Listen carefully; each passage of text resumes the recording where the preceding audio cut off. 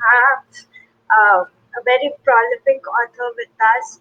I remember discovering about Miss Manral back in 2011. I was just starting to blog, and she had come up with this book called The Reluctant Detective, and I was just so enchanted because in some ways it was something I could very much relate to, because it was about a housewife who becomes a reluctant detective, which was like what my mom tries to all the time. Not so reluctant, but yeah.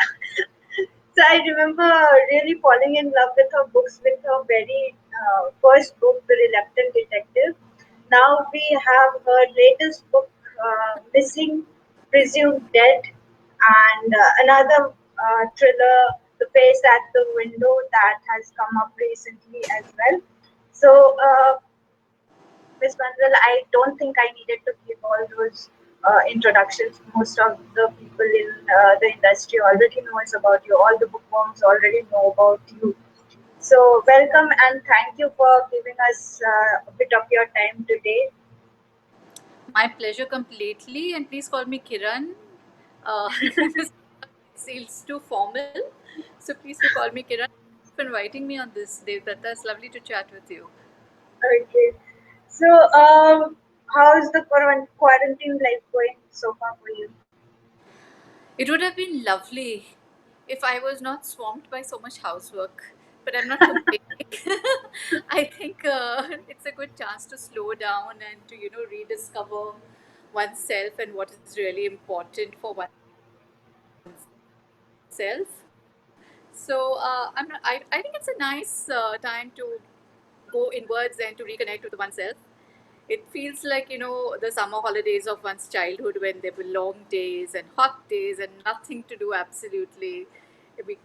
So it in some way feels like a flashback to childhood. Okay, so today we wanted to discuss about this particular myth that a lot of people believe in, that especially the upcoming and aspiring authors who have not had much of experience in the industry. They believe that if they land a contract with one of the big five, and they go the traditional route and land a contract in the traditional route, everything is taken care of, from big book launches to promotions to handling your social media. Everything is taken care of by your publisher. So, what's your experience? Um, at the end of the day, I have had experiences of working with publishers across the gamut, from the big names like Penguin and Amazon Westland, to I will be having a book now out from HarperCollins, and I've also worked with smaller publishing houses like Amaryllis Manjul, like a niche house like Hay House. So I've worked across the gamut, and also online ebooks like Juggernaut, which is an reading app. I would say, this myth that if you sign up with one of the big five houses, you just have to sit back and do nothing, and your book will be magically discovered by the world. It's just that it's a myth. Definitely there will be more. There are pros and cons to signing up with a big house, big name, a big one of the bigger publishing houses. For one, they have all the machinery in place. The book will get good distribution channels, and all of that will be done. But the cons are that you are just one more name in a very huge stable of very prominent authors, and you have to make sure that your presence is felt. At the end of the day, Devdatta, I think whether you're a debut author or an established author, your job is to fight for your book and advocate your book and be the best marketer or promoter that your book could have. Because there's only so much a publishing house can do. A bigger publishing house might invest in events, might invest in taking you around in multiple cities, might invest in a lot of book promotion, sending out copies to bloggers. A smaller publishing house will also do what they can to their very best. I mean, they will be definitely invested in the book because at the end of the day, books are a business for them, and they have to make sure that they get the kind of sales that they are looking at. For you as an author, you have to make sure that you get the kind of readers that you're looking at. So it's a quid pro quo situation unless you invest in marketing and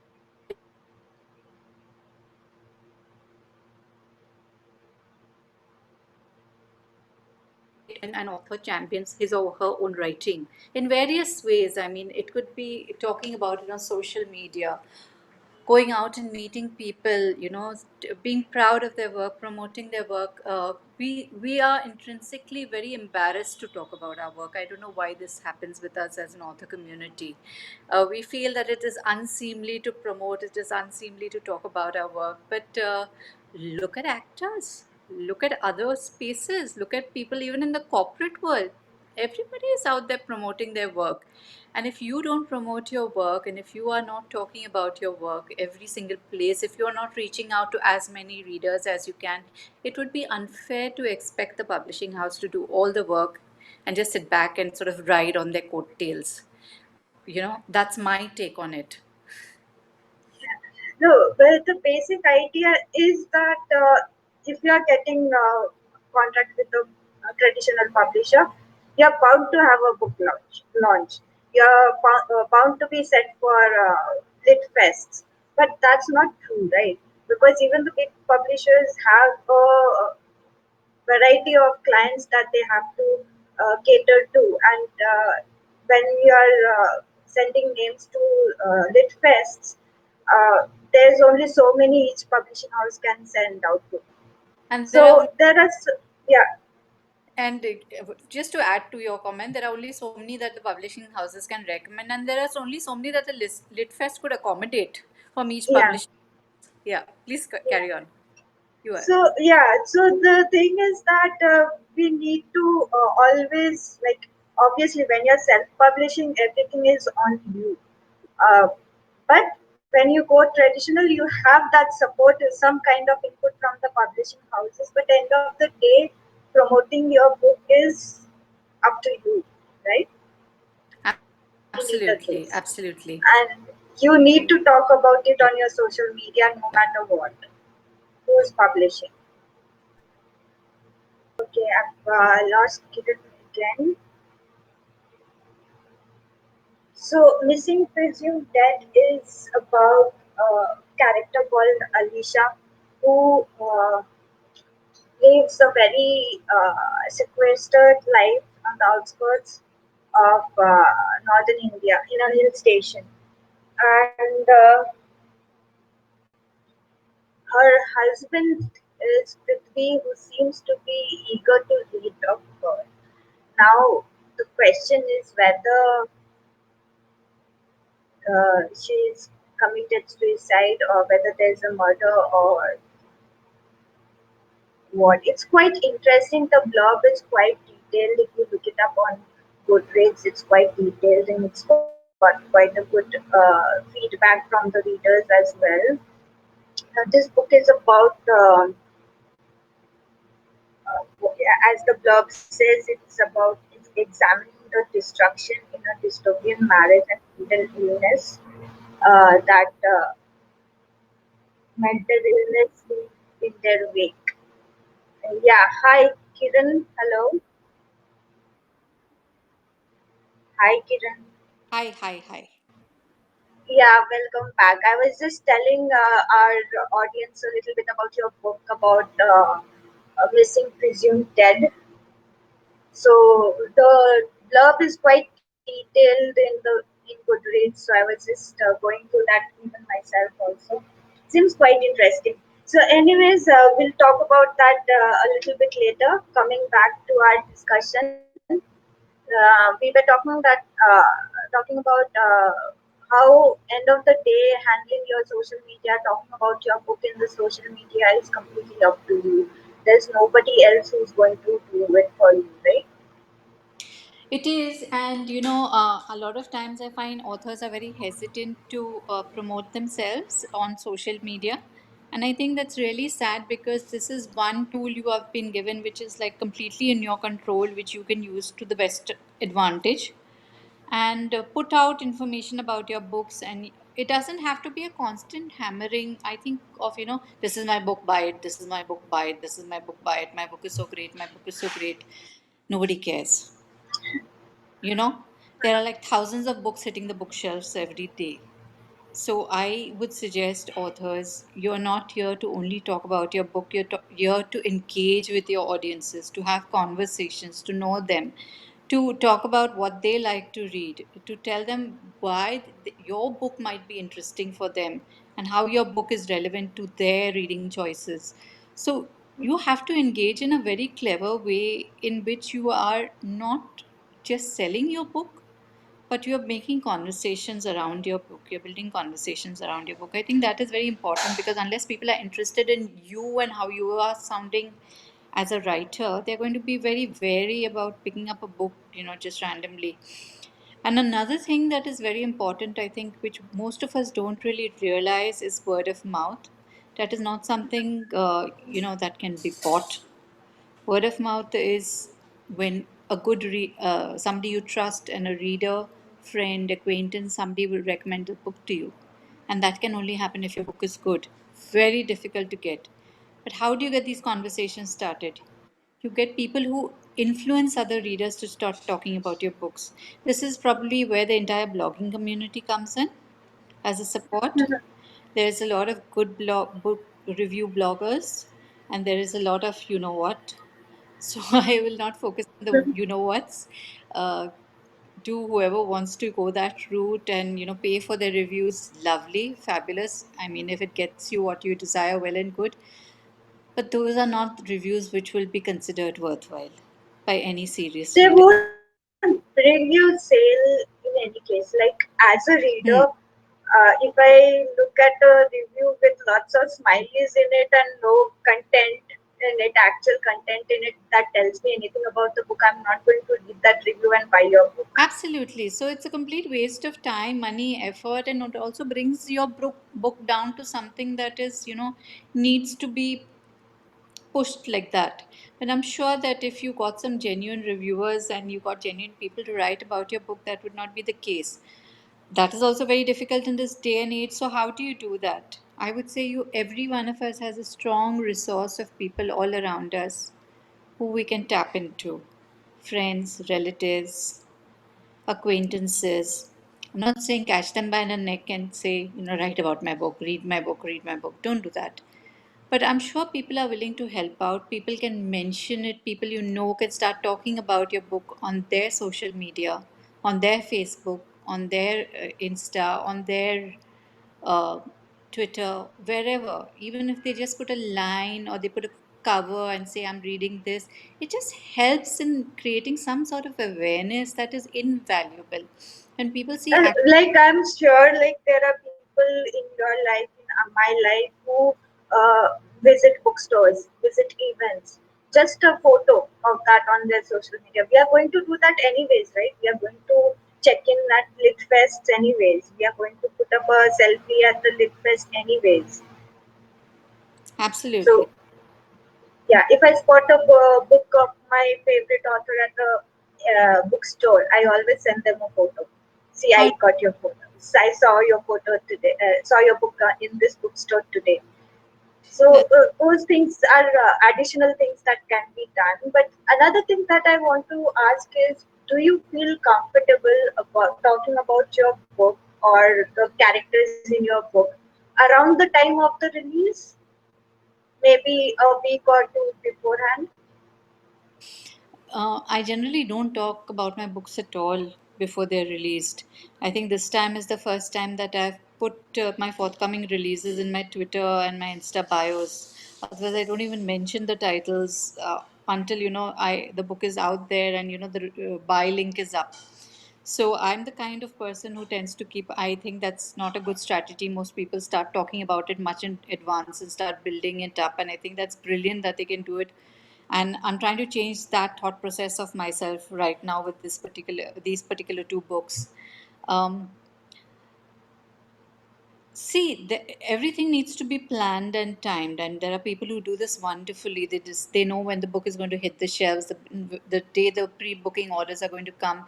They start building up the anticipation to the book before, just in time, so that when the link is goes live, people are curious about the book enough to book on that link, and there's a cascade effect. If there are enough pre-orders, then the book goes into the stores. It's all a huge chain that I'm sure most authors are already aware of. But the point of the matter is talking about it in advance. Too much in advance can be a downer if the book is not physically available or available on to for the curious reader to read, because it sounds interesting, but where do I get it? It's not yet out. They've By the time it's ready to be out, they've lost interest and they've moved on to something else. So that's not something you want to do. I think you need to time your conversations around your forthcoming book when you're just ready to hit the stores, when you're just ready to have the link go live. And I'm not talking pre-orders, I'm talking about the physical book being available, because not everybody is content with doing a pre-order and then waiting forever and ever for the book to come. So create that kind of curiosity. A lot of authors do wonderful things like book trailers, which they release on their social media. Book cover launches are another good way to create interest and buzz about your book. Get people talking about your previous books, so people know that there is something to look forward to, and these previous books were also interesting by the author. So that's something you can ask friends and family to do on their social media, if they wish to. I mean, you can't hold a gun to anybody's head. You can just request folk and say that, maybe you'd like to say how you like this book of mine and mention that a new book is coming. So I'm sure people would be happy to oblige, uh, So if you let's like get it. you talking about missing presumed dead now. Okay. So tell us about Alisha and Prithvi. Aisha is a middle aged lady who has had a traumatic childhood, and she has some sort of, I haven't specified it in the book, but she has mental illnesses which cause her to behave not in a very pleasant way most times. She's trying hard to control it. She has two children. She knows that it's difficult for the children. But what happens is the marriage is not very happy. It's very difficult being married to somebody who has mental issues. And one fine day, she just disappears from the house. What happens to her? Where does she go? Why does she not come back? Is she dead? Has she committed suicide? These are all Had she questions. been murdered? Has she been murdered? Does she not want to come back? These are all questions I try to raise in the book, and I go forth back and forth between I have two narrators in the book, so you don't really know which viewpoint you should really believe, and I've left the end deliberately open so that the reader can decide what they want best. I think that's the most interesting, because then I get multiple endings from different people who have read it, and sometimes I get some endings I have not even thought about. So I find that great fun. Okay. And what about the face at the window, Mrs. McNally? Mrs. McNally is a character who is an old retired boarding school teacher. She's an Anglo Indian boarding school teacher. She lives in a little cottage on the outskirts of a hill town. She's old and she's living alone, and only her granddaughter visits her. There's nothing really to look forward to in her life. And perhaps she's just waiting for death. But then suddenly she has a face at the window.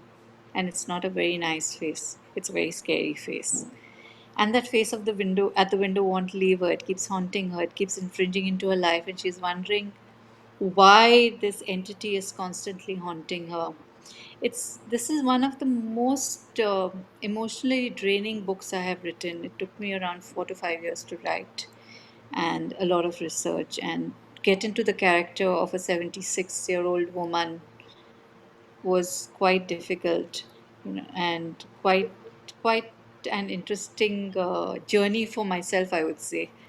So this is a book that might be categorized horror, but I don't think it's more horror. It's more like an emotional journey of a person at the end of their life, and thinking about what they've done and what steps they could or could have not should have not taken.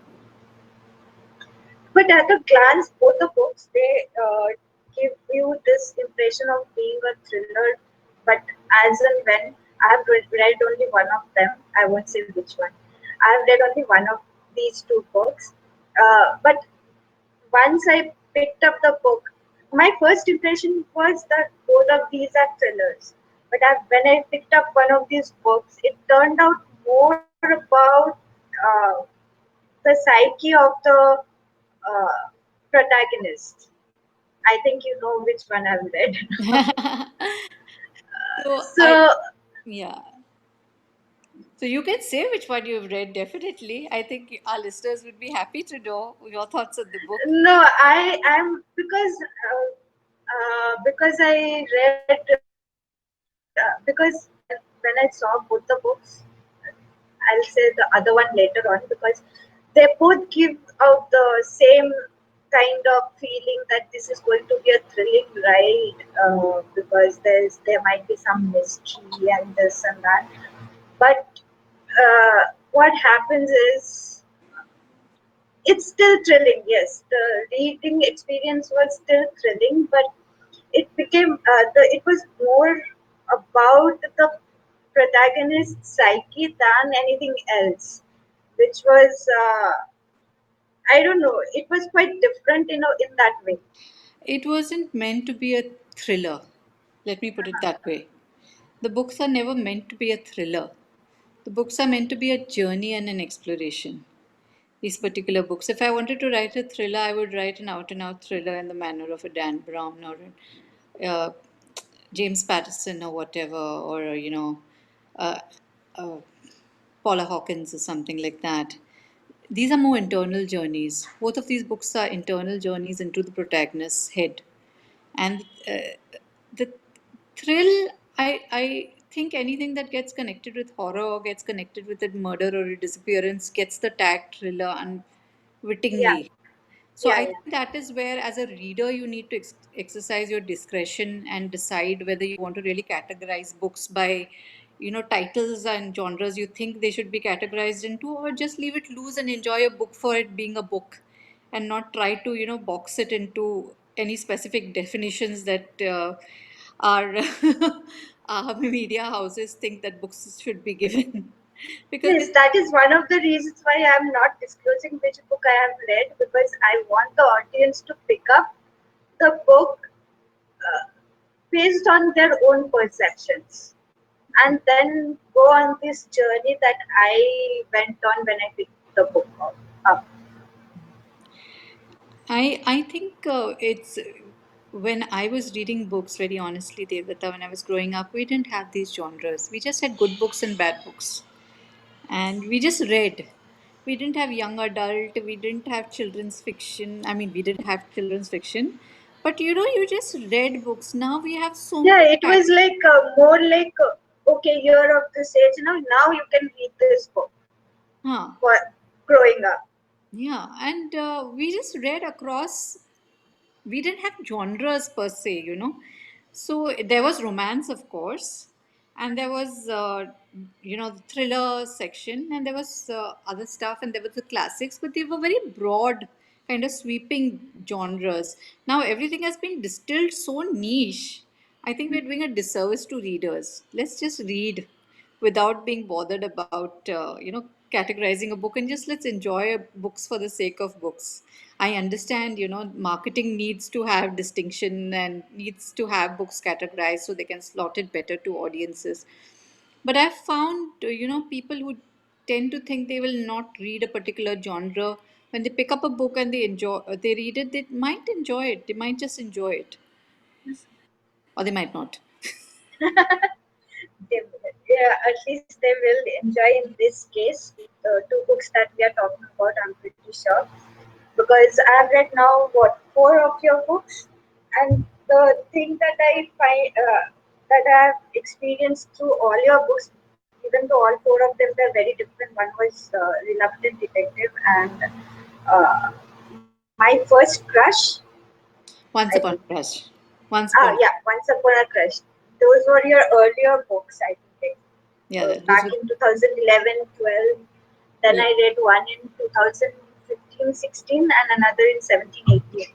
So, the thing that I've discovered with your books is that no matter with what expectations I've picked it up, I've enjoyed it, Thank you. That's very kind of you. I'm glad to hear that. which is very difficult because once we pick up a book with a expectation, it's not like, okay, now she's picking up with this expectation, so let me deliver that, right? You have already delivered your book and we are picking up with an expectation and still enjoying it, is like it's very difficult.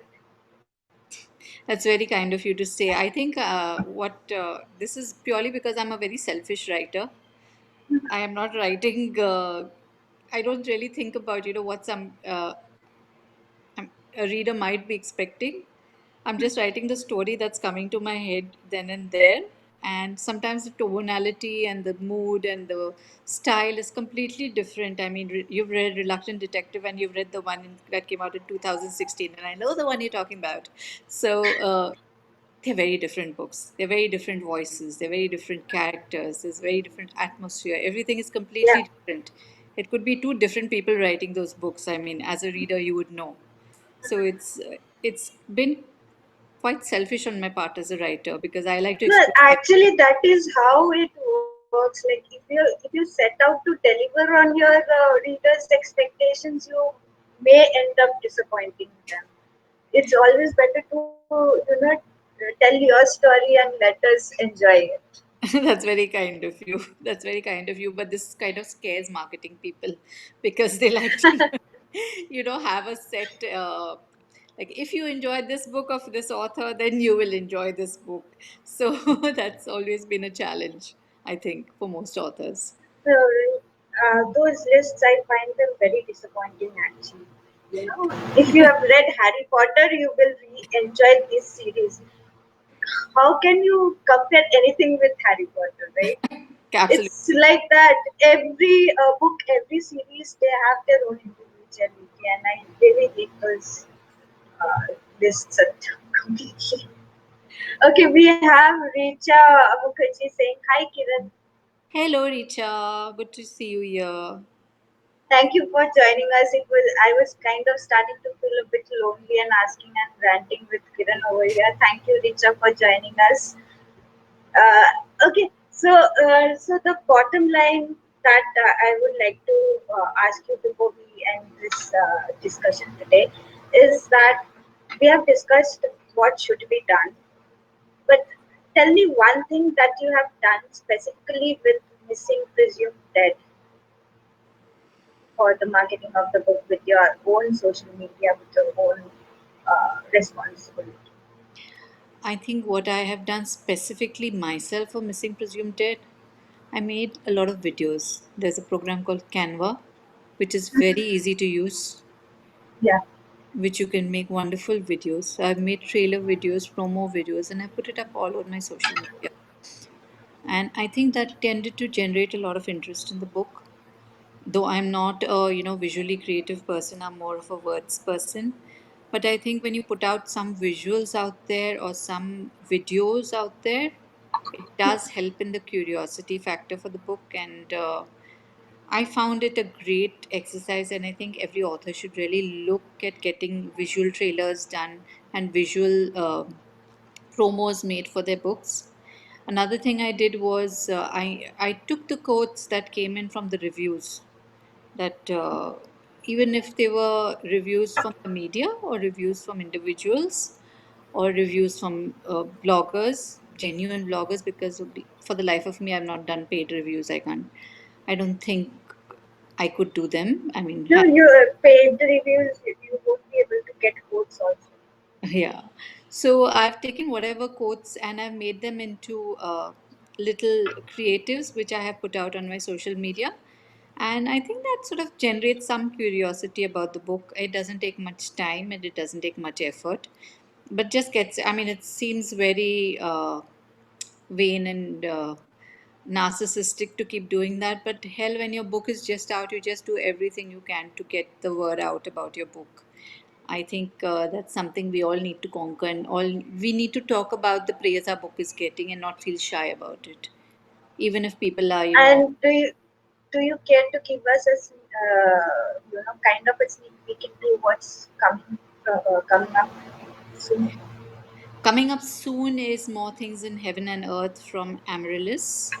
And this is going to be in this on the same lines as Missing Presumed Dead and The Face at the Window, the same tonality and the same the same kind of writing that readers have seen in these two books.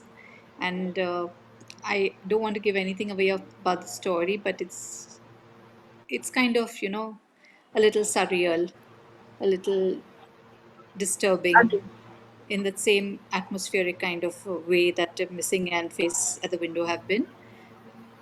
And it's a very different protagonist for many of the protagonists I've done before. And that's scaring me a bit. And I hope the reader enjoy it. And there is Murder on the Kitty Party Circuit that's coming out from HarperCollins. That's going to be a fun read in the lines of The Reluctant Detective, Once Upon a Crush, Saving Maya. It's a fun, quick, breezy, laugh aloud read. And these are two completely different voices. These are two completely different kinds of reads. And I hope the readers will enjoy both. okay. We can't really ask you for a timeline at this point, can we, because of the uncertainties? But I hope things get back to normal soon and we get to read these books soon. I And Richa says, especially looking forward to this one, loved MPT. I think she's talking about Missing Presumed Dead. thanks, Thank you, Richa. thanks, Richa. I hope you like this one too.